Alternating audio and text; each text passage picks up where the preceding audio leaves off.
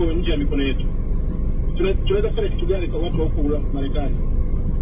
Kukataa kitu namna ambacho kimefanyika leo ambacho tumekiona cha kupeleka watu ambao sio wa Tanzania, wa Spanish, na wakadai hela hapo na wameripotiwa, wakalipwa hela zao wakaenda.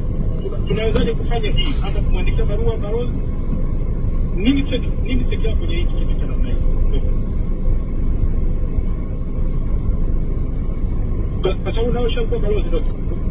Hii ni video ya ushahidi, watu ambao waliitwa pale IMS kwa ajili ya kuvaa t-shirt zile za Samia, na sasa hivi ndo wanawagawia fedha kama unavyoshuhudia.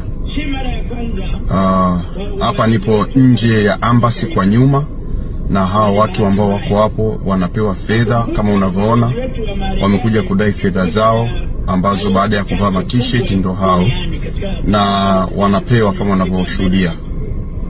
Hii video ni special kabisa. Wameambiwa wanawafukuza, wanawapatia hiyo pesa kama unavyoona.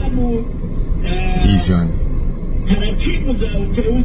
yani ni hatari. Kakalibe, hii ni video ambayo nimekutengenezea na tutaipandisha hapa kwenye YouTube ili Watanzania waone na kinachoendelea Marekani katika serikali ya Samia.